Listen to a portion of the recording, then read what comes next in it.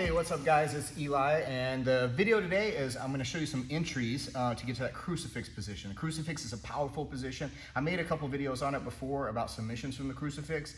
It's an excellent alternative to standard back mount. Sometimes you can wind up in it from whenever your back mount is slipping away from you or you can't quite get fully into the back mount, or just because you have better submission options personally from the crucifix than you do from back mount. So whatever is the case, I'm going to show you 3 different routes to get to it that maybe you haven't seen before, or maybe you have.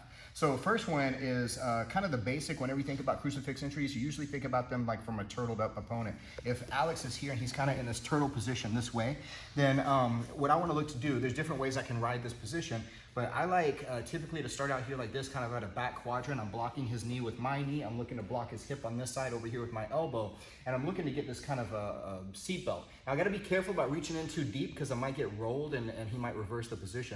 So what I want to look to do from here is whenever I get to this position, I'm going to get the seatbelt. I'm going to kind of crane his face away like this because I'm looking to make some space around the wedges of this arm.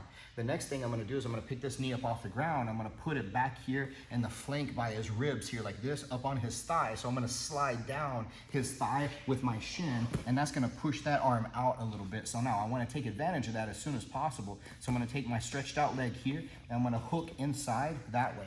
And I want to use that to separate his wrist out. You can even walk heel toe out like this sometimes. And then once you can get it stretched out here like this, now this leg here is going to continue to slide underneath. I'm going to swap off on that leg here. Now, from right here, again, I'm not going to go into a lot of submissions on this one. This is just entries. But what I want to demonstrate, though, is a crucifix can be from the top side here like this, where I can just finish this arm bar maybe from the top side without actually rolling. Or what's more commonly seen probably from here is that I'm going to take this arm here, I'm going to tuck his elbow underneath him, and I'm going to dive my shoulder and roll through this direction here to be able to wind up in this crucifix position where I'm on his back. I've got his arm trapped down here with my legs, and then I've got this kind of 2-on-1, almost like a gift wrap control around his head and his arm like this. So this is one of the most common crucifixes that you're going to see, and today's not really much different. It's just different routes to get there.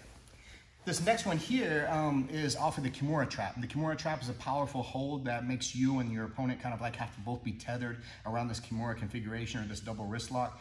And we both have to kind of move around it because if one guy messes up, he's going to be in an arm lock, or if the other guy messes up with the control, he might find himself on bottom or in a compromised position.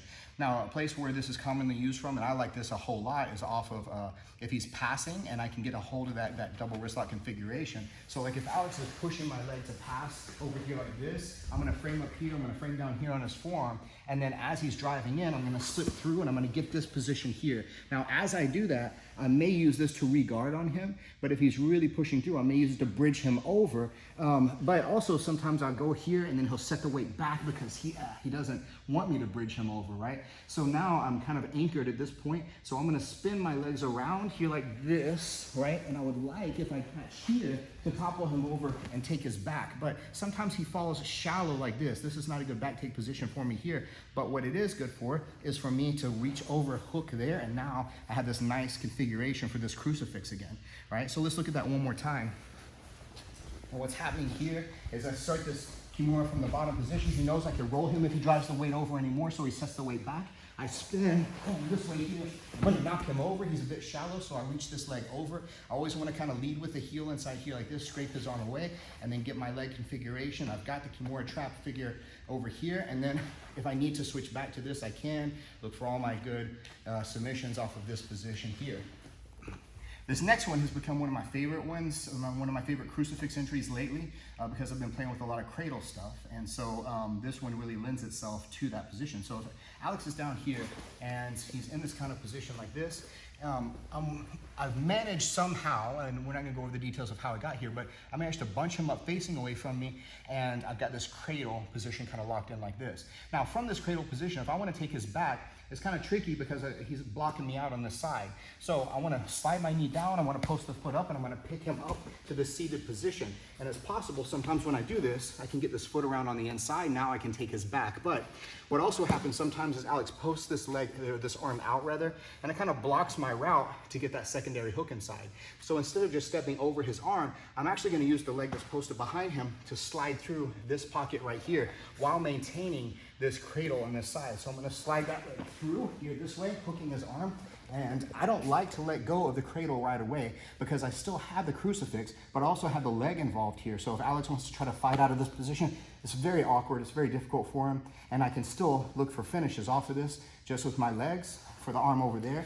If I feel like I need to switch off to something else to be able to get chokes or whatever, maybe I can do that. Or I could possibly use this as a holding position until I can configure myself better to take the back.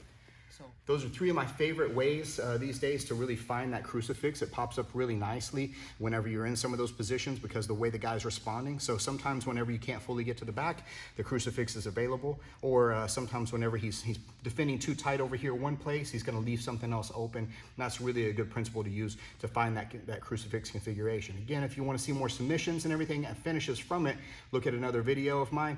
But for today, that's just how to get there. So I hope you guys enjoyed and get something out of it. Make sure you like, subscribe, share, all that stuff. Thank you very much for watching.